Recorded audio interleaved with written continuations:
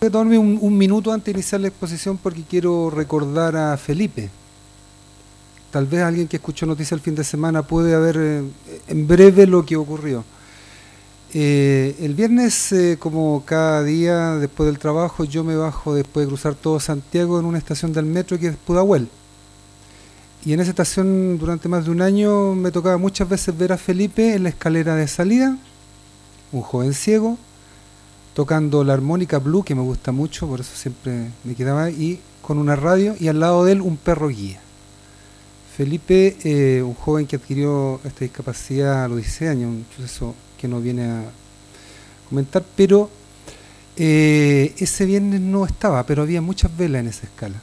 Y había letreros, temas de no discriminación, gente mirando y un joven con una cámara, y me acerco y ya me imaginaba que algo grave había ocurrido ahí.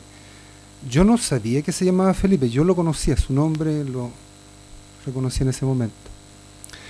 Y me dicen de que el día anterior, en la noche, había sufrido una situación de discriminación horrible, un guardia del metro, una mujer, violentamente lo expulsó y además lo acusó de que él no era ciego. Él llegó a la casa, porque esto está, para el que quiera ver un poco más de la información, está en Tropezón, un diario online que es de la comuna de Pudahuel, y consultado a sus hermanos, que ahí les preguntan, dicen que él llegó muy triste y que se había sentido muy mal de lo que había sido, lo que le habían hecho. Bueno, esa noche se suicidó. Ese fin de semana se hizo un acto bastante interesante. Muchos jóvenes se tomaron una plaza que está cerca de la Plaza Víctor Jara, cantaron toda la tarde, mucha gente asistió. Y bueno, Felipe es uno de los tantos jóvenes con discapacidad que no pudo seguir, no aguantó, cortó y se fue. Y cuando nosotros estamos hablando de estas cosas, de la ley, que es el deber ser, bueno, Felipe es la otra cara. Y se los cuento. Véanlo y eso, mi homenaje para él. Ahora voy a comenzar con la exposición. Una pregunta antes. ¿Cuántos de los que están aquí presentes tiene experiencia o está trabajando en procesos de apoyo a la contratación de personas con discapacidad?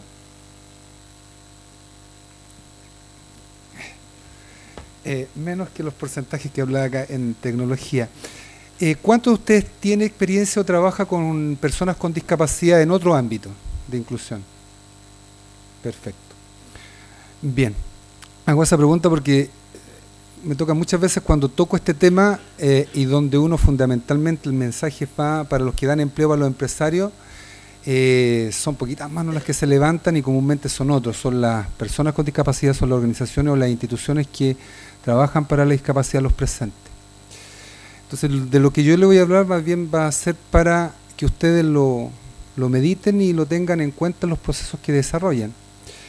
El tema de accesibilidad en la unidad productiva, es decir, cómo la accesibilidad es tomada en cuenta a la hora de iniciar los procesos de contratación, cómo he asumido el tema por los que dan trabajo, por los empresarios. Pero yo hago la pregunta también por otro, y a eso me voy refiriendo. Datos duros, un estudio que realizamos hace 2 años con la OIT, es un estudio de línea base, sobre el mercado de trabajo con personas con discapacidad. Consultamos una base sobre 4.000, 5.000 empresas, de las cuales solo 150 dijeron que sí tienen experiencia y tenían personas contratadas. Ustedes se dan cuenta que un número más o menos de la masa de esa empresa era de 124.000 personas, y el total de contratados eran 605 personas con discapacidad, es decir, medio punto porcentual. Ellos habían hecho el ejercicio por años. Son empresas de todos los rubros, era por tanto bastante significativa porque estaba cruzado con el retail, con los fabriles, con los servicios. No puedo, porque no es el objetivo de esto, dar un detalle mayor, pero luego les voy a dejar donde ustedes pueden bajar a este estudio con los pormenores. Pero también se hizo toda una consulta porque habían contratado, qué significaba el proceso, y a los que no habían contratado también se les dijo por qué no lo hacían, por qué no han contratado hasta la fecha a personas con discapacidad.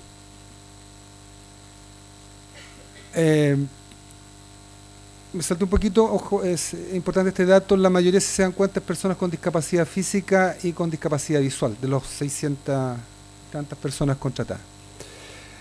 Entonces, cuando se le consulta a uno está hablando de las barreras para la contratación, y en el aspecto de la empresa nos decían que no lo habían hecho, y es un tema que está documentado también en estudios de la OIT a nivel mundial. Comúnmente se nos repetíamos, es que no tienen experiencia, no tienen política corporativa, no tenemos cultura, etcétera, y lo que le llamamos una serie de mitos es que se van a pasar accidentando, nos van a salir más caros, van a faltar mucho, son menos productivos, entre comillas, entre nosotros, un cacho. Eso es y eso se repite comúnmente cuando uno conversa con las empresas que no tienen la experiencia de contratar. Pero otro elemento, y aquí sí entro con lo de ustedes, era respecto a que no tenían infraestructura adecuada. Son las barreras desde el punto de vista de la empresa que impiden que más de 1 millón de personas en la actualidad que están en edad de trabajar esté fuera del mercado de trabajo, está en la casa, teniendo edad para trabajar. No obstante, de las 150 empresas que contrataron, que tienen experiencia y que hablaban lo contrario, que era verdaderamente una ganancia para ellos en todos los aspectos, se ausentan menos, son tanto más productivos que otros trabajadores de la misma función, tanto estaban satisfechos. Solo 9 dijeron que el tema de la accesibilidad había sido un problema. Solo 9. Para el resto no fue un problema.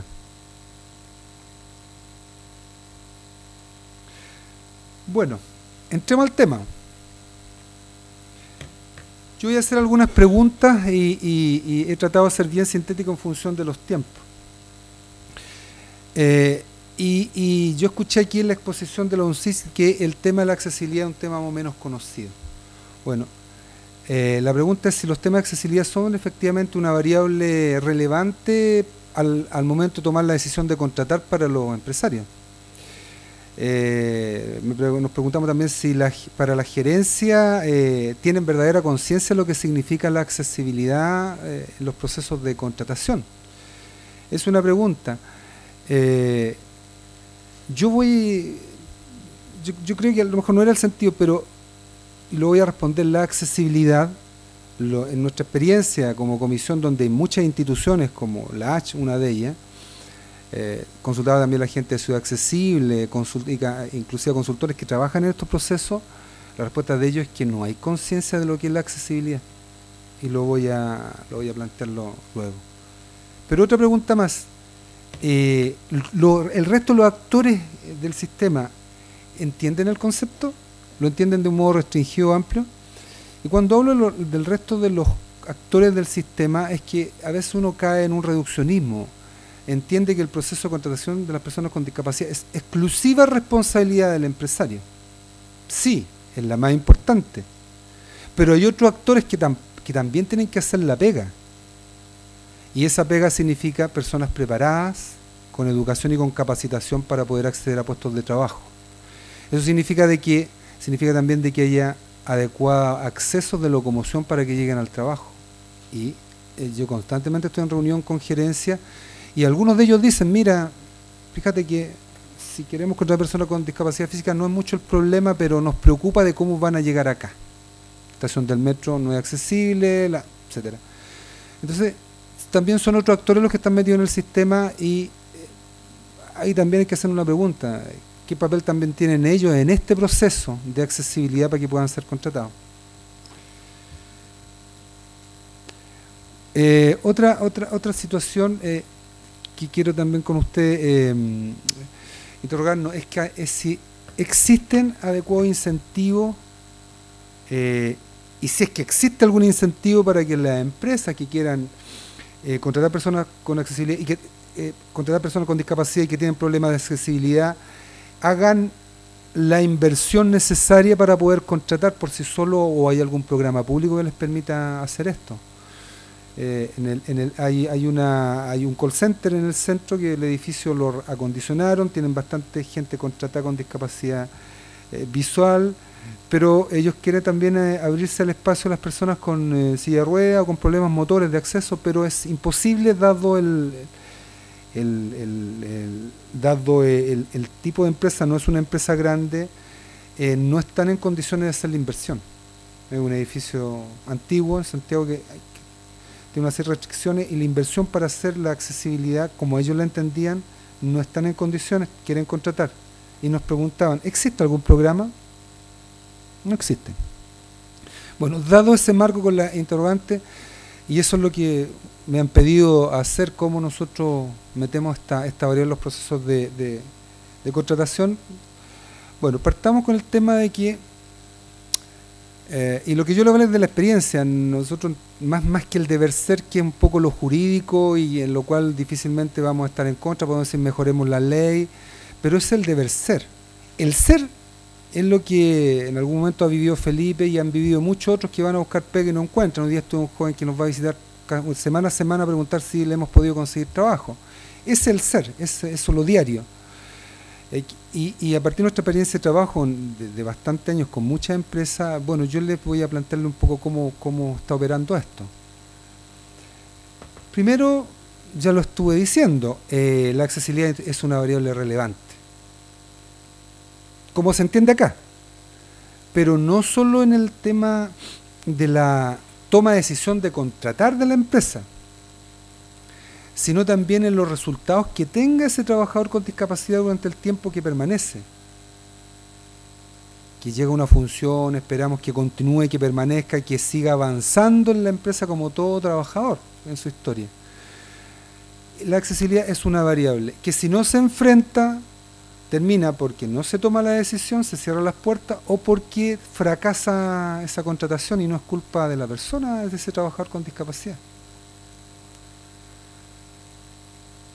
¿Qué cosas nos ocurre? Y que coincidíamos con esta institución y en lo personal me ocurrió.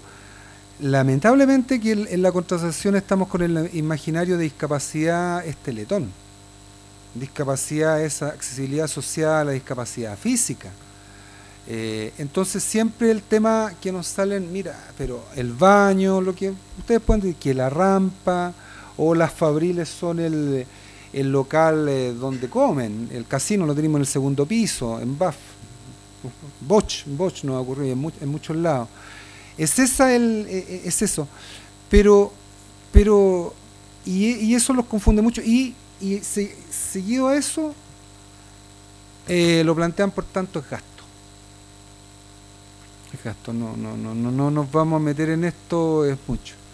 La evidencia nos dice, y lo dice Ciudad Accesible, que muchos de ustedes la conocen, y nos dicen nosotros, que no es un mayor gasto, es una inversión. Es una inversión. El problema, más que con el gasto, es con la información. Es que muchas de las empresas se encuentran ya que una vez contrataron con el problema.